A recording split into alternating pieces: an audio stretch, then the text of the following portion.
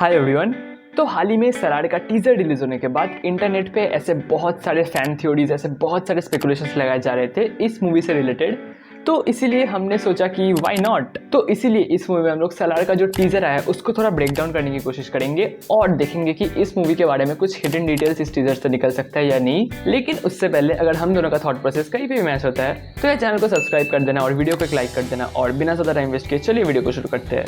तो अगर तुमने सलार का टीजर बहुत अच्छे से देख लिया है तो उस टीजर के एकदम 36 सेकंड को अगर तुम पॉज करके देखोगे तो तुमको एक बहुत ही इंटरेस्टिंग डिटेल देखने को मिलेगा।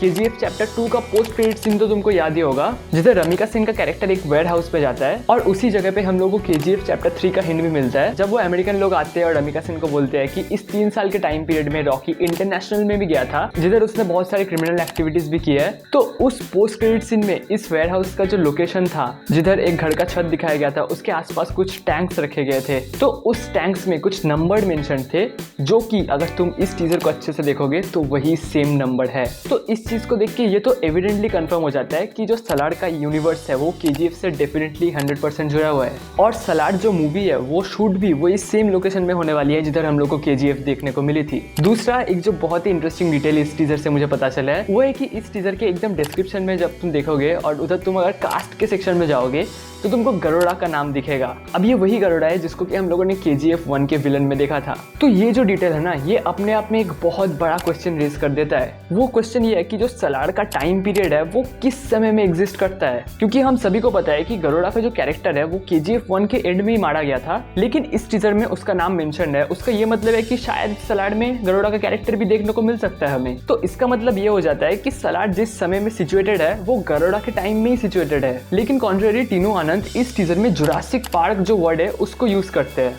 अब जुरासिक पार्क वो लोग मेंशन कर रहे हैं, इसका मतलब ये है कि जुरासिक पार्क जो मूवी आई थी उसको देख के या उसका रेफरेंस लेके ही वो लोग मेंशन कर रहे हैं। अब जुरासिक पार्क जो नोवेल आई थी वो आई थी 1990s में, और उसको लेके जो फिल्म बनाया गया था, मतलब जुरासिक पार्क का जो फिल्म बनाया गया था वो आई थी 1993 में। तो अगर तुम उस लॉजिक से जाओगे तो सलार का एग्जिस्टेंस मिनिमम 1993 के बाद होना चाहिए, और गरुड़ा का जो कैरेक्टर है वो 1970s में ही मर गया था। तो डेफिनेटली इससे सबसे बड़ा और सबसे जो कंफ्यूजिंग सवाल आता है वो ये है कि सलार का टाइमलाइन क्या होने वाला है, क्योंकि गरुड़ा 1970s में ही मर गया था और उसके बाद 1980s में हमें केजीएफ चैप्टर 2 देखने को मिली थी। तो इसीलिए ये प्रभास का जो कैरेक्टर है सलार, ये किस टाइम में बिलोंग करता है, मतलब 90s में या 70s में? ये एक्चुअली कुछ क्वेश्चंस है जो कि हम लोगों को अभी तक उतना अच्छे से आंसर नहीं किया गया है। होपफुली जब हम लोग को इसका मूवी देखने को मिलेगा तो शायद इसका टाइमलाइन और ज्यादा क्लियर होगा। केजीएफ अगर तुमको याद है तो उधर मदर और सन का जो बॉन्ड दिखाया गया था वो उस मूवी का मेन एक बेस प्लॉट लाइन था, और सिमिलरली सलार के साथ ऐसा कहा जा रहा है कि उसका मेन बेस लाइन होने वाला है ब्रदरहुड।